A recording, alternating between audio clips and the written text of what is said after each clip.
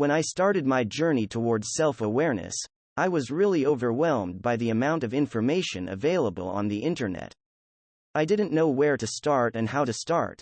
As you know, so much information leads to anxiety. You don't need to be anxious though, because I am going to give you only one simple task. It will not only make you aware, but also you can go deeper into yourself. You will be able to find out the real you. It starts with defining your values. What do you value the most in your life?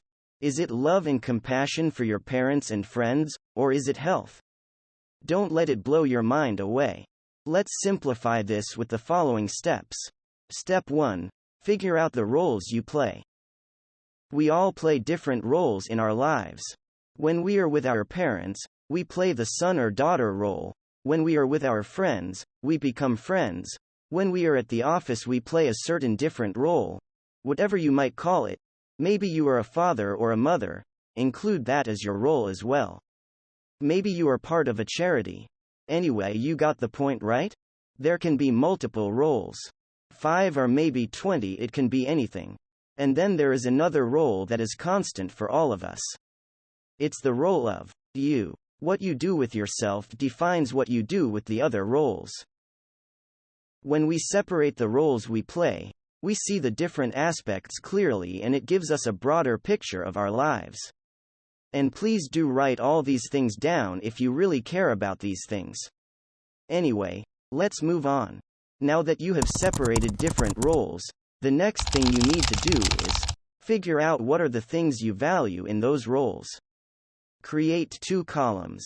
One is where you will write down the desired values that you want to be true, and in the other one write down the actual value that you give. For example, when I started doing this for me, I wrote that I value a healthy life. But when I gave it a thought, I found that it is not really true. All I had done was eat unhealthy foods, sleep late at night watching Netflix, and obviously, no exercises. Exercise? You gotta be kidding me. The real or actual values I had were taste instead of nutrition, entertainment instead of a good night's sleep, and laziness instead of physical proactiveness. I know this can be hard to digest the real truth about you. Maybe you will hate yourself for some time, and maybe you will not change at all, because you will let your monkey mind distract you from these bitter feelings about yourself. But real change starts when we face the truth. When we accept it without fighting it. And when we start taking small steps to fix them. After you let the chimp out of yourself, you should feel free. You should feel happy that you were able to find the truth. Accept it. Don't fight it. Then only you will be able to take steps. I read a book called The Subtle Art of Not Giving a Duck. The writer Mark Manson wrote something about the feedback loop from hell. Let's say you are feeling really bad for something, maybe because of a bad experience you had with your boss. And when you realize you are feeling anxious, you start to feel more anxious. The concept is, we become anxious for being anxious. It's like a loop, and you will find a way to distract yourself from that.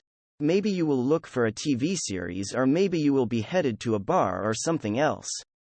Why am I mentioning this here? Because, when you write down your actual values, you might feel the same. Don't let your mind put you in a loop like this. Don't let it distract you. See through it, face it, and accept it. Then try to take steps. Not huge steps. Take small steps to fix those things. One at a time. It may take years, but that's fine. The goal is to grow above the lies.